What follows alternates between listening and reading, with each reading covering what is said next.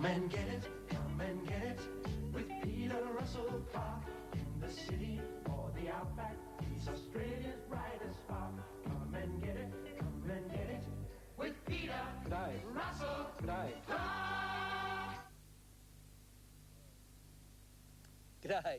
You know, Australia lived off the sheep's back for years and years. They also lived off its hind legs and its rib cages, and they balled up its neck and its trotters and all sorts of other parts of the sheep. We seem to have eaten lambs with gay gusto right through Australia's history. We ate them for eggs, with eggs, I mean. We ate it with eggs for breakfast, didn't we? Lamb chops, and now they've become the fancy food of the restaurants. Well, I think times are changing, you know. We are eating more fish, but we're also eating more vegetables, and if we're not, we should be. What I think is, instead of the balance we had before, where we had a mixed grill and then one or two vegetables, or the Sunday roast, the leg of lamb with roast potatoes and pumpkin, I think what we should be doing now is just making the meat the condiment to the vegetables. We should be eating a lot more vegetables. So if you come back to the kitchen with me, I'll show you how to cook up some vegetables quickly, easily and simply in a fashion that makes them not only nutritious, but also tasty, but also colourful. So we're starting to eat colour and texture. And I think that's what we should be doing with all food. But I just stress, I think the meat should become the condiment to the vegetables. Back to the kitchen. Just before we go back, I'll make a point.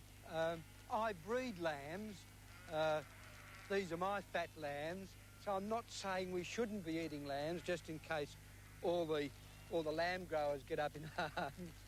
I'm not saying that at all. I'm just saying that what we should be doing is making sure that we eat more vegetables. That's the whole point of it. I grew up on a farm and we ate mutton. There's nothing wrong with mutton or hogget, which is, you know, just something over 1 month old. My point is that I think we should be eating less meat, more vegetables. I think I've stressed that enough. Okay, let's go back to the kitchen. Oh, just before we do, if you do eat lamb chops, what you should be doing is making sure that you cut all the fat off. So you shouldn't be eating the tail at all. The French just eat the little circle of meat, the noisette. They use that name because they can't say chop. So you just cut that tail off. You can leave the bone on if you wish as a little handle, or cut it off altogether. Okay, anyway, let's go back and I'll cook these vegetables for you. So there's your little lamb chop, and you'll notice one chop and a whole room full of vegetables. Well, actually, they're not vegetables, they're vegetables and fruit, because the tomatoes are fruit, pumpkins are fruit, anything with seeds is a fruit, whereas the old banana here is a herb. It's the largest known herb to man, that little banana.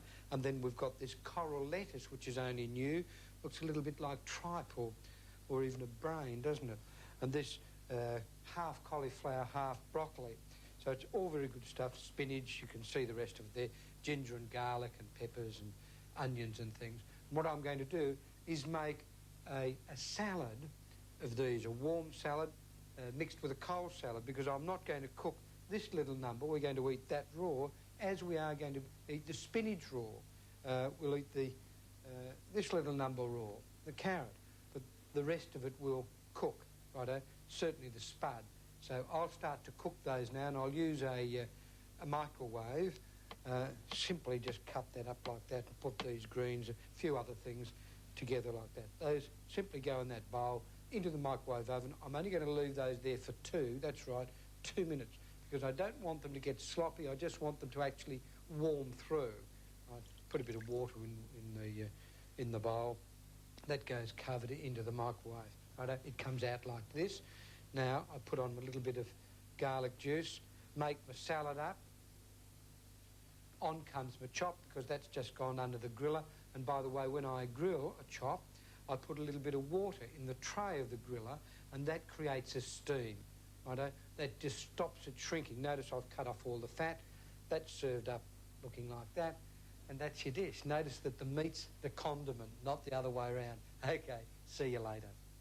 Come and get it with Peter G'day. Russell G'day. Clarke.